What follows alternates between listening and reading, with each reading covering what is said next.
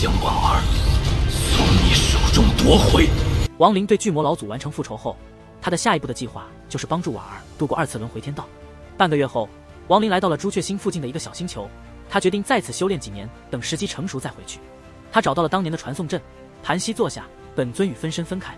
本尊进入地心岩浆内，开始了吐纳与吸收。他拿出巨魔族老祖的储物袋，发现了一瓶红色的液体，这是一丝古神的血液。亡灵意识到，这瓶血液对他来说，无论是吸收还是施展神通，都是极其珍贵的。他将这瓶血液放入自己的储物袋内，心中暗自庆幸，这一战虽然代价巨大，但收获也不菲。在巨魔族老祖的储物袋中，除了那瓶神秘的红色液体之外，还有一样东西引起了亡灵的注意，一个法轮。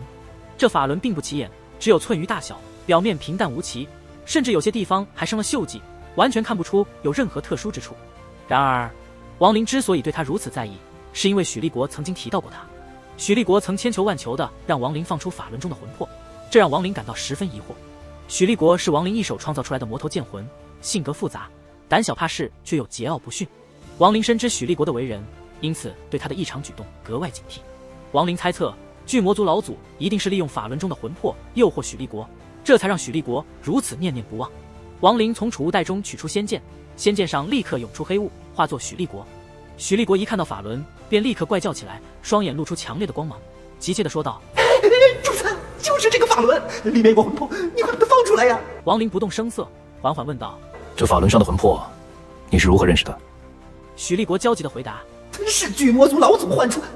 主子，你快把它放出来呀！”亡灵又问：“这魂魄具备什么修为？”许立国不耐烦地说道：“就是一缕魂魄而已，没什么修为。你若不救，我自己来。”他似乎完全忘记了对亡灵的畏惧，语气也变得急切起来。亡灵微微一笑，说道：“不要着急，我这就帮你把这魂魄放出。”他双手掐诀，打出一道灵光，落在法轮之上。然而，就在这一刻，一道青芒突然闪烁，将亡灵的灵光化解。亡灵轻咦一声，仔细观察起法轮来。他发现法轮上有一个指甲盖大小的古怪符号，这个符号以极快的速度一闪即逝，同时青芒再次出现，化解了灵光。亡灵心中一动，再次打出一道灵光。这一次，他更加专注地观察着法轮。只见符号再次一闪，青芒涌现，但亡灵的拇指毫不犹豫地按了下去，势如破竹般破去了所有的青芒，直接按在了法轮之上。法轮发出咔咔的声响，迅速出现皲裂，最终啪的一声碎裂开来。一道刺眼的红芒从法轮中冲出，同时一阵银铃般的笑声传出，这笑声充满了魔力，让人心驰神往。就在这笑声中，原本禁锢许立国的灵光瞬间消散，许立国恢复了自由。那女子刚一现身，许立国便双目露出欲望之色，迅速向她飞去。女子身上只有一丝纱衣遮盖，大片肌肤若隐若现。她看了许立国一眼：“许哥哥，小妹等你好久了，怎么才把我救出来呢？”说着，她抬起玉指向扑来的许立国点去，表情宛如情人撒娇。亡灵心中一震，但好在他修炼了锁神术，心神与十亿尊魂幡相通，才迅速恢复过来。他心中暗惊，若是刚才的恍惚发生在斗法之中，后果不堪设想。他冷哼一声，声音如春雷般在许立国和女子耳边回荡：“哼，妖孽之法也敢在我面前施展！”许立国身子一颤，眼中清明，立刻反应过来，惊骇之下连忙退后。女子猛地回头盯着亡灵，妩媚一笑，仿佛四周的光亮都消失了，只剩下她的笑容。好狠的人啊，奴家又没有得罪。声音中带着奇异之力，让亡灵心神再次一震，而许立国更是瞬间被迷惑，眼中满是欲望。女子得意一笑，身子一动，迅速飞到亡灵身前，一抓之下向亡灵额头落下。然而就在这一刻，亡灵眼中露出清明之色，还带着一丝轻蔑。女子惊呼一声，暗叫不妙，正要后退，亡灵右手一挥，魂幡出现，李元峰的主魂带着数千魂魄呼啸而去，将女子包围。女子再次惊呼，试图用言语迷惑李元峰和其他魂魄。哥哥们，你们这是为何？我们不是敌人呢。她的声音让李元峰和其他魂魄都是一震，纷纷停手，呆呆地望着她。女子趁机说道：“他欺负我，你们帮我把他杀了好吗？杀了他后，大不了奴家好好陪陪你们就是。”此言一出，李元峰和其他魂魄立刻被迷惑，转身向亡灵冲来。亡灵神色如常，看都不看那些魂魄一眼，右手向身后一点。许立国惨叫一声，原本也被女子迷惑的他立刻受伤退开，眼中再次出现清明之色。他心中暗叫不好，之前的功劳此刻似乎都白费了。贱人，都是你把老子迷惑的！许立国愤怒地指着女子吼道。女子正要说话，李元峰和其他魂魄已经扑来。亡灵右手隔空一点，那些魂魄纷纷惨哼散开。他冷冷地说道：“够了，你过来！”女子惊叫一声，身体被无形的力量抓住，被王林拉到身前。王林仔细打量着女子，渐渐看出了端倪。这女子魂魄中蕴含着一丝强大的意境，能够迷惑世间万物。王林眼中寒芒一闪，问道：“你叫什么名字？”女子挣扎着，喘息着说道：“人家又没有得罪你，你干嘛抓住我不放？”她的喘息声带着一丝魅惑。王林冷冷地看着她，右手点在她眉心。女子脸上露出痛苦的表情，全身散发黑烟，似乎随时会消散。她连忙说道：“我叫美姬。”望向王林的目光中满是惊惧。魅姬自从有了意识以来，从未遇到过无法被她迷惑的人，即使是巨魔族老祖，也曾被她迷得神魂颠倒。尽管后来清醒，但始终对她下不了狠手，只能将她封印。被封印后，她一直寻找机会逃脱，直到遇到了许立国。她轻易地迷惑了许立国，而许立国也卖力地将她救了出来。然而，她万万没想到，世间竟还有王林这样的人物。她的所有魅惑手段对王林却毫无作用，甚至王林还毫不留情地伤了她。王林冷淡地问道：“你身体内的意境是怎么回事？”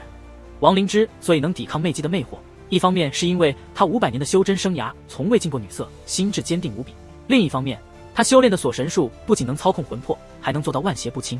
正是因为如此，他才能操控10亿魂魄而不用担心反噬。魅姬畏惧地看着王林，不敢再施展意境。我也不知什么原因，只是苏醒之时，体内便自然出现了这一丝意境。王林沉吟片刻，这女子的修为不过相当于结丹期修士，但她体内的意境却能迷惑阴变期的李元峰，实在诡异。王林猜测，这女子可能是某位前辈高人元神分裂后生成的一丝残魂，因此才拥有如此强大的意境。这种意境与隐秘有关，显然是此类感悟。王林右手掐诀，在魅姬身上打下封印，将她收入魂幡之中。许立国连忙露出讨好之色，小心翼翼地说道：“主子，没什么事，我就先回去了。”话音刚落，他便化作一道黑烟，钻入仙剑之内，再也不敢出来。王林有些好笑，不再理会许立国，一拍储物袋，仙域宝塔飞出，落在一旁的空地上，瞬间变大。周易的一丝神识立刻散开，笼罩了100里范围。宝塔刚一出现，周如便从里面跑了出来，看到王林后，立刻不满地撅着嘴说道：“坏叔叔，你是一个坏叔叔，我不喜欢你了。”小白则垂头丧气地跟在周如身后。此刻的他虽然全身被毛发覆盖，但用面黄肌瘦来形容也毫不夸张。小白弱弱地低吼一声，心中憋屈，想我堂堂虎精，没想到这几个月居然天天吃果子，而且还不能吃饱，每天只能吃一个，连点肉腥味都没闻到，何其悲凉！一双虎眼差点流下眼泪。有好几次他都险些忍不住要把周如吃了，但一想到王林的厉害，便立刻打消了这个念头。更重要的是，他敏锐地察觉到周如体内有一股让他感觉可怕的力量正在慢慢生长。他担心自己还没把对方吃了，说不定周如就会反过来对付他。坏叔叔，你看小白都瘦了，我们都吃了几个月果子了。周如瞪着王林，非常不满。其实不只是小白，连他自己也都瘦了一圈。王林摸了摸鼻子，他确实忘记了周如还需要吃饭。好在他当初送周如进去时拿了很多果子，再加上宝塔内仙气弥漫，倒也能起到一些类似递补的效果。王林额头冒汗，他遇到阴变老怪时都没有这种尴尬无语的感觉。听到周如的话，他只能苦笑，这是叔叔疏忽了，下次一定不会忘记。周如白了王林一眼，撅嘴说道：“叔叔的保证从来都不算数，上次还答应给我大老虎，也没实现，这一次又保证，我才不信呢。”王林苦笑说道：“好了，小如儿，叔叔带你去抓大老虎，我记得这里应该有一些妖兽存在的。”周如毕竟是小孩心性，一听这话立刻眉开眼笑，拍手道：“叔叔这次说话可要算数，咱们现在就去。”王林眼中露出一丝柔情，摸了摸周如的头，笑道：“现在就去。”周如立刻点头，想了想，又说道：“叔叔，我不知为什么这段日子每天总是做梦，梦里时常会看见一个大姐姐和你在一起，那个大姐姐很眼熟，很熟悉，真奇怪。”王林身体一震，低头仔细看了周如一眼，片刻之后，他长叹一声，抬头望着天空，喃喃自语：“婉儿，还差6年，你就可以完全苏醒了。”周如望着王林，他眼中忽然露出一丝难以察觉的害怕。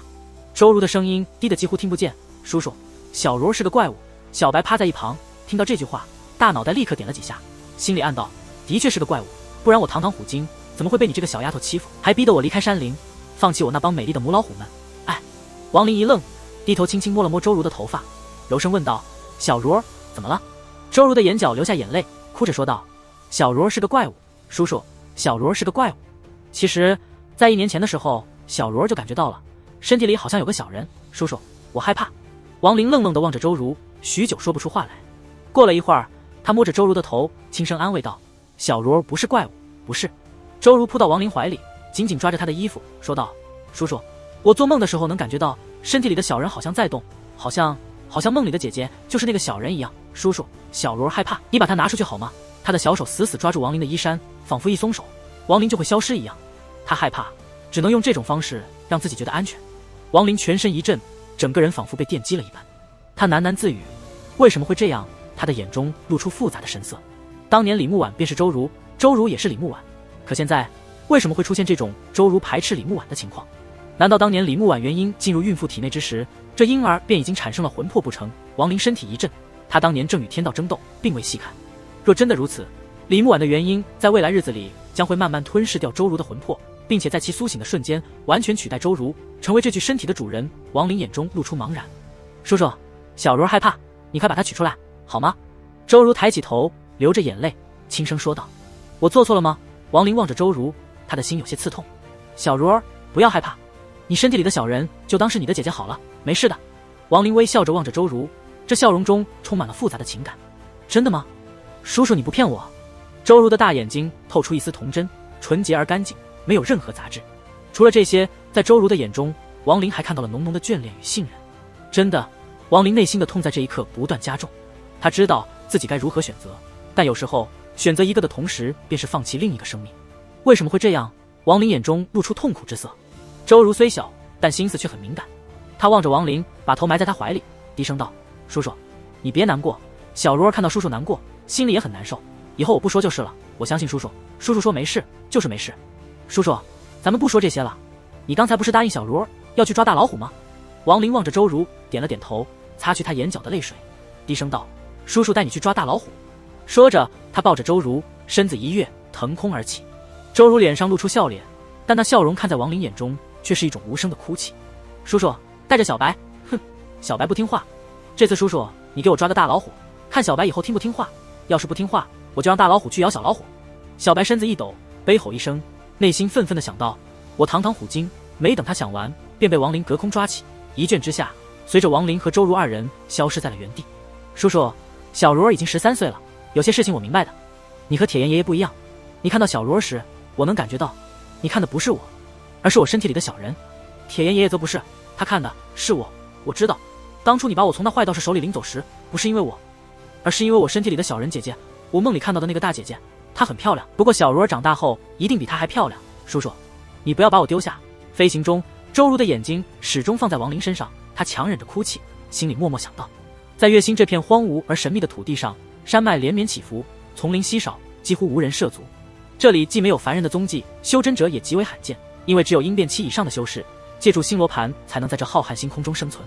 王林带着周如和小白在月星的天空中驰骋，周如被这壮丽的景象深深吸引，不时发出惊叹。在月星北部的丛林中，王林为周如抓到了一只紫色的巨虎，它身长3丈，气势惊人，体内蕴含着强大的力量，但神智尚未开启。王林轻易地制服了它，并在其魂魄上留下周如的烙印，将它送给周如。周如为这只虎取名小紫，对他喜爱有加，与小白平起平坐。然而小白却对小紫不屑一顾，但当他试图挑衅时，却被小紫的气势吓得退缩。周如看到这一幕，开心地笑了。王林在一旁沉默地看着周如，心中充满了复杂的情感。他对周如的感情更像是看着他长大的长辈，而他真正牵挂的始终是李木婉。李木婉的元婴苏醒之日，便是周如魂魄被吞噬之时，两人无法共生。若提前取出李木婉的元婴，虽能救周如，但李木婉将会消散。王林深知孰轻孰重，但为了恢复李木婉的元婴而牺牲周如，他心中始终难以释怀。他虽杀人无数，但从未违背自己的内心。时光飞逝，2年过去，周如已经15岁了，出落成一个亭亭玉立的少女。她夜里的梦中，李木婉出现的次数越来越多。王林在这2年里一直在思索如何在保证李木婉元婴苏醒的同时不伤害周如。周如变得越来越沉默，时常坐在小紫背上发呆。他知道自己身体里的姐姐正在苏醒，而自己可能会消失。他对小白说，自己走后希望他能回到山林。有一天，周如请求王林给他讲他与李木婉的故事。王林讲述着往事，周如一边为他梳理头发，一边听着，心中似乎有所感悟。他问王林，如果自己提前死去，李木婉是否就不会苏醒？王林转身看着周如，眼中露出陌生。周如悲伤地问他，自己在他眼中是否只是一具让李木婉苏醒的躯体？王林沉默片刻，让周如去休息，随后消失在原地。周如蹲下身子，哭泣着，心中充满了恐惧。小白在一天深夜悄悄离开，周如为此大病一场，病中还常常呼唤小白。小白是他唯一的朋友，他无法接受他的离去。然而，当王林要去找回小白时，周如却阻止了他。他希望小白能有自己的选择。王林心中痛苦，默默走开，内心思索着4年后要找到一个两全其美的方法。1个月后，周如的病好了，但他变得更加沉默。2个月后，小白突然回来了，他叼着一颗结有果子的火红色树枝，显得疲惫而兴奋。小白示意周如吃下果子，而王林的声音从远处传来：“这是碎因果。”小白立刻紧张起来，挡在周如身前，低吼着，守护在周如身前。小白早已察觉到周如体内有一个元婴存在，而这个元婴正是当年让他害怕的源头。周如轻声询问碎因果是什么，王林解释说，食下这果子，他体内的李木婉虽不会死，但会变得极为虚弱。周如恍然大悟，原来小白这几个月是为了寻找这个果子。周如将果子扔向一旁，果子滚了几下，跌落山涧。他抬头望向王林，恳求他不要伤害小白。王林沉默片刻，点了点头，转身离开。周如望着王林的背影，那身影显得如此陌生。他大声说道：“叔叔，你放心，小罗知道该怎么做，我会让你和婉儿姐姐团聚的。”王林身子一顿，沉默片刻，继续走向远方。时光匆匆，又过了2年。王林正一心准备第2次对抗天道，让李木婉的元婴成功临世。还有2年，便是李木婉苏醒之日。这2年间，周如变得越发沉默，他与王林之间似乎隔着一层隔膜。王林能感觉到李木婉的元婴在苏醒，而周如的生机则在慢慢消失。然而，最近1年，李木婉的元婴生长速度却慢了下来，似乎不愿吞噬周如的魂魄。王林知道，这是李木婉恢复了一些神智，他不愿意牺牲周如，但王林却无法接受这样的选择。他用灵力阻止，让元婴继续成长。婉儿，我知道你不愿意吞噬这个孩子，你相信我，我会处理得很好，不会伤害他。待你苏醒后，我们一起把他送回他父母身边。我要的是你的元婴，不是这孩子的身体，这是王林对李木婉的许诺。